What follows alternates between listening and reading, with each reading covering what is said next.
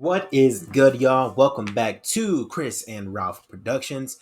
I am Chris, and today I am excited. I just want to get into this casting that's been going on for the DCU, casting for Superman Legacy, James Gunn's response to people and their thoughts on it, and just basically the actors and actresses who have been casted and their responses as well. So, as you see right here on the screen, we have Hawkgirl, Mr. Terrific, and Guy Gardner.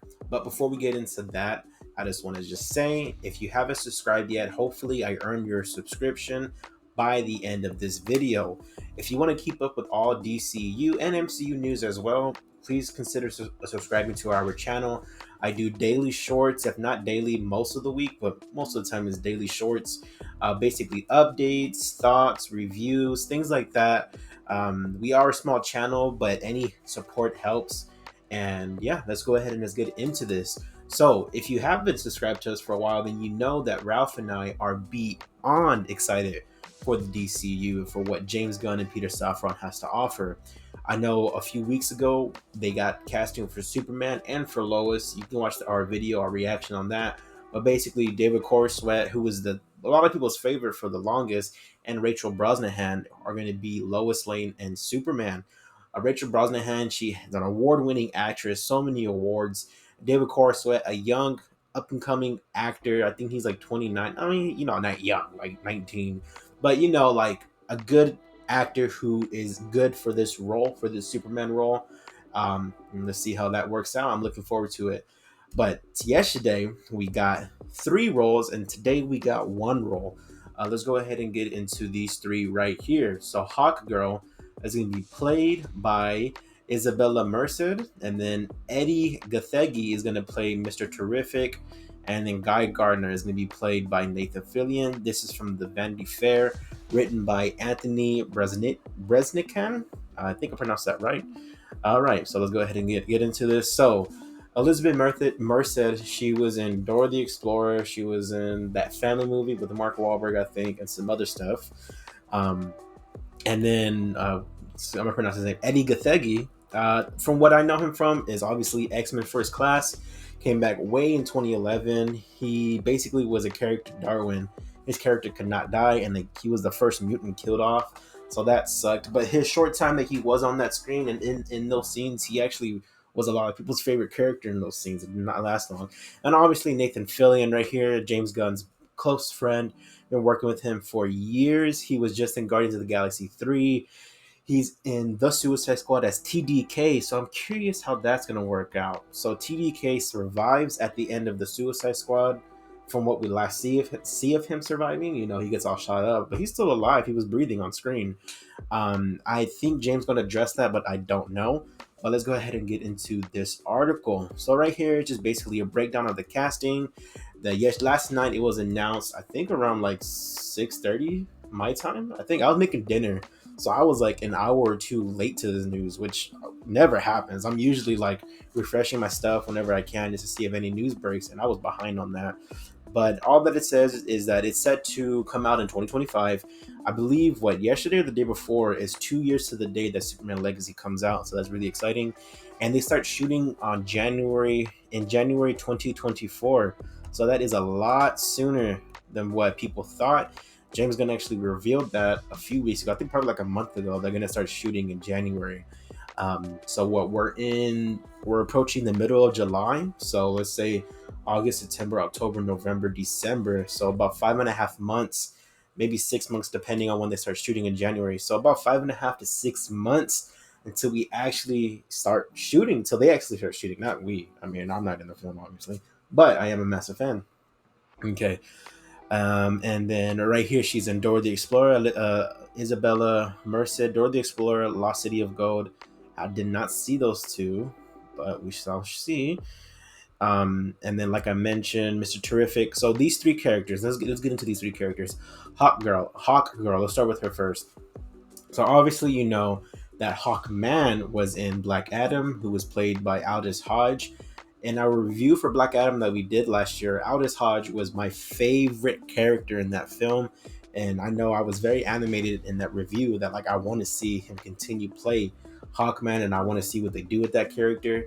Aldous Hodge, he's been at certain red carpet events for DC. I think he was at the Flash red carpet. The Shazam one, I don't know, but I know he was at Flash for sure because he actually did interviews and stuff like that. And then he was at Across the Spider Verse premiere. They asked him about Hawkman. He said that he hasn't spoken to James, but he's not going to say yes, I've spoken to him about it because they're probably keeping it under wraps. But as far as them two, or as far as Hawkgirl, obviously she goes hand in hand with Hawkman. They're just basically gods who, every time they die, they just get reincarnated into a different body. And I think that's how it goes. I'm sorry if I'm wrong. I'm wrong, but she's a powerful, powerful like brawler type. She's wonderful in Justice League, the animated series. She was great in those episodes. So that's what I know most about her from that show. But I know she had a great like friendship relationship with John Stewart Green Lantern. So I'm curious to see whenever they bring him in, how are those two gonna mesh? If I'm assuming they're gonna meet on screen because in that show they had a wonderful friendship. Let's go ahead and get into Mr. Terrific. Mr. Terrific, I honestly don't know much about at all. I've been trying to read up on him since James Gunn revealed that he was going to be casting him a few months back, but I haven't really got any books of him. I've bought graphic novels, DC graphic novels. I think I've bought 7 since the DCU slate announcement, and a majority of it are the books that James Gunn has been recommending because I want to just be in the know. I just want to know exactly what's going on with these characters.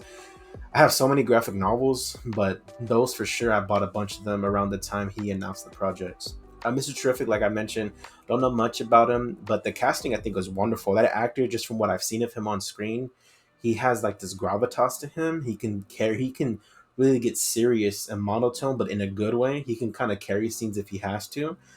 So I am very, very excited to see how Mr. Terrific bounces off of Superman, who obviously Superman is like this joyful Boy Scout type of guy. So I'm excited to see that. And then last right here we have Guy Gardner, who's going to be played by Nathan Fillion. So Guy Gardner, obviously he is a Green Lantern. He's a little hot headed, and he has a bowl cut. And so James Gunn said himself that he's going to put Nathan Fillion in a bowl cut. And also, it's also stated that he is not going to be. I don't know if they say it in this article. I don't know who that is. I appreciate you, man. Let's see. Okay, I don't think they say it in here, but he's not. He's not going to be the primary Green Lantern. It's going to be Hal Jordan and John Stewart. So to introduce Guy Gardner in this, I'm really interested to see how they do with that. And actually, so on Threads, if you have Threads, guys, try giving us a follow. I really appreciate. We're going to get into this article as well. The Blue Beetle stuff I want to get into, some replies I want to get into. But I'm gonna go to this recent rethread or repost that he did for Tom King. Tom King, obviously comic book writer. I love his writing. Um, he's gonna be part of James Gunn's writing staff for the DCU. So if you scroll through these images right here, you see Guy Gardner speaking with the Human Target, and Guy Gardner right here, and I don't know, this image alone, this got me really curious. So obviously, right here is like, I heard you were hanging out around my girl. What's your problem, man?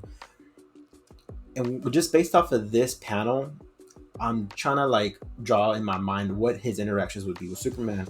Obviously, I don't think this is what's the interaction is gonna be, but I think Guy Gardner is gonna be a lot more hot-headed towards Superman, and I'm really excited to see how that translates onto screen because the cinematography for these movies and for Superman Legacy, I think, is going to be wonderful, and I think it's just going to be comic book panel driven type shots. And I'm excited to see if they have a scene similar to this, where it's Superman's just trying to just be in his bedroom chilling, like Clark's in his room, and Nathan Fillion shows up hot at him, like mad at him or something like that. Like, I'm curious if they're going to do something like that. But I just wanted to just pull up that panel because when I saw that today, I really was like, oh, like Guy Gardner. Okay, see what they do with this. This is pretty cool. I don't know if they're gonna be this guy, yeah, but we'll see. Okay, all right, let's go ahead and get back into some of the other responses and replies that I wanted to get into. But before we do that, let's get into Anthony Kerrigan, who's going to be cast as Metamorpho. Metamorpho. Of the characters that we've seen, which is Hawkgirl, Mr. Terrific, Guy Gardner. Metamorpho is the one I know the least. I have seen the character. I've seen him. But like I mentioned, I don't know really much about him. After this announcement today, I'm for sure gonna find something that he's in so I can read it. Right here, the actor Anthony Kerrigan actually was nominated today for the Emmy. Right here for Emmys for his role in Barry. Right here, he has a quote. He said, I'm gobsmacked." And right here, he goes on further. I think this is such a new. Excuse me. I think it's just such an exciting new chapter and such an exciting new chapter for DC. I think this movie has the potential to just really knock everyone's socks off. And with the James Gunn at the helm, I think it's just going to be so much fun. And then he went on to say, "I'm thrilled to be part of it. I'm honored to be playing this character and be playing a hero. I so on top of everything, that's pretty rad. I promise you, I know I'm stuttering around. I just got off of work and it was a long day of a bunch of interacting with people. So that's why my brain's a little fried. But so yeah, Anthony Kerrigan as Metamorpho. Excuse me. Like I said, long day at work. Yeah, so we'll see how this character plays in. From what people are saying online, that he's going to be part of the Terrifics. The Terrifics, though I don't know much about at all. I haven't really seen much of them. But Plastic Man's involved, Mr. Terrific, Metamorpho. So I want to see if that's what the direction James Gunn is going in. But we shall see. This character, what do I know about him? He's pretty badass. I ain't gonna lie. I don't have a picture of him. Let me search up Metamorpho. Metamorpho. Okay. The images. Look at that. Pretty cool. See, like it looks like he's a character that deals with like he can use different elements or things like that. Like this looks like right here, a clay face. This right here looks like a silver leg. Like I said, I don't know much about him, but we shall see. All right, let's go ahead and get into some responses from James Gunn and some people that were asking him. So someone asked him, "Is he Blue Beetle Jola Manjoya? Is he going to be part of your universe? As a Latino, I'm super stoked to see one on the big screen. As a fellow Latino, I'm also excited to see that." And James Gunn responded, this was, I believe, today. Yeah, no, a day ago. He said, "Yes, Blue Beetle, played by the wonderful Zola Manjoya, and a handful of other characters will continue on in the DCU, even though the first DC Studios movie is Superman Legacy." And he went on to put in parentheses, "The first DC Studios project is animated TV show Creature Commandos," which we have a lot. Basically, the whole cast is already casted on there. Um, so yeah, James Gunn's been saying this for the longest, that Blue Beetle is going to continue in the DCU, and we know we're going to be getting a Booster Gold show. They're going to be interacting, obviously. So I'm excited to see how Zolo plays into the DCU. I wonder how this movie has an impact in the DCU, whether they're going to have any strong connections leading up to other projects. But as far as this movie, I am excited. I already have my day scheduled, so I can go with Ralph and I. We can go watch the movie. We will have an out of theater reaction for that one. But I'm curious as far as what it's going to do in the box office, because obviously, The Flash, I think, is now considered the biggest superhero comic book movie bomb of all time. I think it's going to lose the most money in that genre, which is disappointing because I really enjoyed that film. I think the character Flash is a character. He's part of the core seven of the Justice League. He is a superhero that crosses all assets and facets of like what a superhero should be. So it was kind of interesting to see how that really bombed. Obviously, all the Ezra Miller stuff, I'm sure, played a part, and then people just were tired of the DCEU. Like, even though I enjoyed the film and I really enjoyed Shazam: Fury of the Gods, I overall don't like the DCEU. I think there's a lot more misses than hits. The continuity being all over the place and having these actors talk relentlessly bad about the DCEU, about how they're just tired and they want to move on already, which they have their right to do that. I'm not saying they can't do that, because if I was frustrated too, then I would also express my reasons. I don't know why I said interest. So like I said, I don't blame them for being upset. or for even expressing their feelings. But I'm just saying, as a studio, as a division for the DCEU, it just was not well. They lost money on most of their projects. I'm assuming they didn't really make money back. Aquaman was the only one to make over $1 billion. Joker as well, but Joker is, technically not part of the DCEU. That's its own thing. But like I mentioned, I am curious to see Blue Beetle. I am excited for that. Let's go ahead and get into some more stuff. Go ahead and close that. All right, so right here are replies from threads. Really, a lot of great information has come from James Gunn's replies because obviously he's very active on social media. Someone shared a screenshot of this article. Exclusive: Daniel Craig offered Lex Luthor in Superman Legacy. Is someone asked, "Is this true?" Straight up, just said, "This is not true. That is not true." Okay. Next, this is a great point. Someone asked him, another great choice, but can you elaborate a little more on how including all these superheroes is going to help Superman, how it's going to help to tell Superman's story in this movie? James Gunn basically said, we're entering a world where superheroes exist and have existed for quite a while. I want to talk about that right now. They're part of one side of his world, just like Lois and Jimmy are part of another. So what I'm thinking is that the Justice League, whether it's going to be the JLA or the Justice League International or whoever, um, they're probably already going to be a team, and then we're going to see Clark him integrate into that team, or maybe he's already in the Justice League when the movie starts. He's already part of the Justice League, and we just kickstart the story of him coming off of a mission, or him interacting with like Hawkgirl or like Mr. Terrific or whoever. Um, and basically, what he was saying is like they're part of one side of his world, just like Lois and Jimmy are.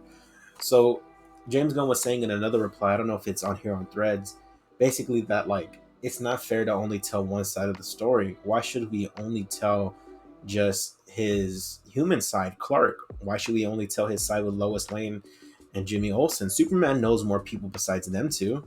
So to have him interact with other heroes and see how either their beliefs or the way that they carry themselves, how it affects him, or vice versa, how he carries himself, how it affects others. I'm curious to see how that works out. Someone asked him, will Spider-Man fight Superman? He just shared this comic right here, pretty funny. I hear DCU actors like Nathan and Sean voice roles, on-screen roles generally no.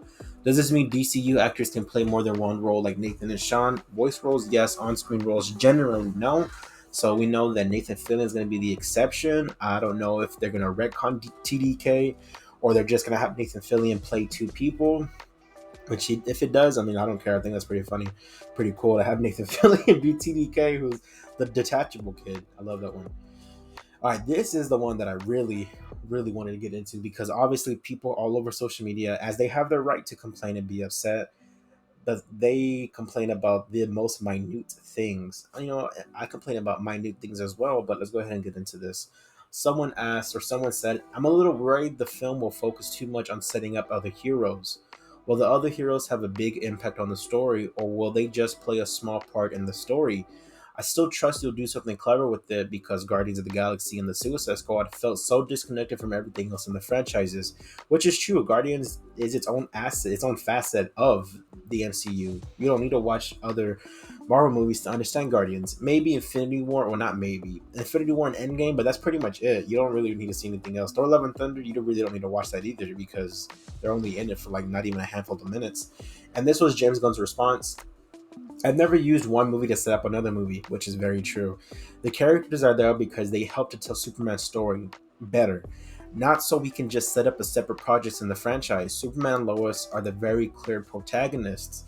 And I love this response because obviously James Gunn, he has to build out a universe. He has to build out other projects eventually. But what I love about his movies, let's start off with Guardians. It was a satisfying ending. Did it leave little like nuggets of like cliffhangers like, hey Peter, you're like half sentient, half human, that will set up another storyline that's going to end up leading to Guardians 2, but it's not the main focal point of that ending.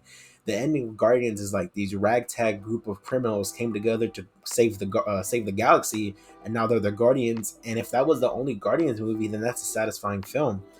And going into Guardians 2, same thing. The ending with Yondu dying was such an emotional scene that whenever you finally set them off to the, leave them go into space, Guardians 2, you're satisfied. If that was the last Guardians movie, then that would pair up well with the first one. The post credit scene, that's the only part that it actually set up another movie. But the other movie that it set up was Guardians 3. It's not like it was setting up. Well, Guardians 2 came out 2017, so it wasn't like that was setting up a Black Panther or a Captain Marvel or like an Endgame, because Adam Warlock appeared in Guardians 2, will hit the capsule of him, and then the first time we see him on screen is Guardians 3. So it connected to the sequel, but it's not like it sets up this whole other universe. And then Guardians 3, obviously a beautiful ending. You already know all that. I don't want to give too many spoilers, because even though it's been out for months, it's on digital now. If you're watching this and you haven't seen Guardians 3, go check that out. But that movie's beautiful and it's satisfying. Peacemaker, for an example. I was going to talk about Suicide Squad, but let's get into Peacemaker. Do you need to watch the Suicide Squad first? Maybe the last 15-20 minutes to see what happens to Peacemaker. But other than that, Peacemaker is just its own show. It doesn't set up other assets of the DCEU at the time. You don't need to watch Peacemaker to understand the Flash. You don't need to watch Peacemaker to understand Shazam Fury of the Gods. You just watch Peacemaker because you love that damn show. You love John Cena and James Gunn's writing and directing. And then finally, the Suicide Squad. The Suicide Squad, 2021, not the 2016, is my favorite DCEU movie, and I don't think anything will top it in the DCEU, because DCEU's over. And that movie, I've seen it, I'm not even joking, probably 25 to 30 times, because it's just such a fulfilling story. It starts off in its own world and it ends in its own world. You don't need to watch anything else or build up to it, or you don't need to watch anything after. Peacemaker for a little bit, but that's pretty much it. So what James is saying is, like, these characters, Guy Gardner, Mr. Terrific, Metamorpho, and Hawkgirl, even though they are other characters from other assets of the DC franchise, their presence in the film is gonna bounce off of Clark. Their presence is gonna aid Clark in his story, because Superman and Lois are the main protagonists. They are the main characters in that story. It's their story. So I think whenever we leave the theater in 2025, leaving Superman Legacy, if that's the only Superman project we ever see, I have a strong feeling we're gonna be satisfied. I have a strong feeling that Guy Gardner is going to play his role in the movie, Nathan Fillion, and he's going to play his role to the T of what James wanted and to help aid the story. Will there be a post-credit scene? I'm assuming probably. Does it need one? I'm assuming it doesn't, because James Gunn knows how to write, middle, and end. He knows how to wrap up a story. He knows what's that saying? He knows not to overstay his welcome at a party. James Gunn knows how to wrap up the story, and that's why I'm looking forward to this stuff. And right here he says they fit the story I'm telling. Story always comes first, which is true. Story is king. Everything of the story is always first. Um, but yeah, I guess that's pretty much it. What I wanted to get into. I'm beyond excited for this movie. I am beyond excited for the DCU. I just can't wait to see exactly what happens with these characters and to see how they lead into other things. I know the Authority are going to play a part in this film, and I'm super curious to see how they do that. And yeah, I'm just beyond excited. I'm gonna be doing way more videos in the future. Just basically giving my thoughts and things like that. Just like how I feel about casting stuff, which I'm most likely gonna like 100%, because James Gunn's casting is always on point. But if you haven't subscribed, then please hit that subscribe button, because like I mentioned at the top of the video, we are a small channel and we do appreciate any support that we're getting. If you agree with me, great. If you disagree with me, great. Everyone has their own opinion, or the internet, or wherever, any assets of life, we don't all have to agree on something. And that's what every time I scroll on social media, I think people forget that we all have our own likes and interests. And it's not right to belittle someone for liking, the Suicide Squad, or belittle someone for being excited for Superman Legacy, or for hoping that Superman Legacy bombs. Like, that shit's sad. Excuse my language, but it is.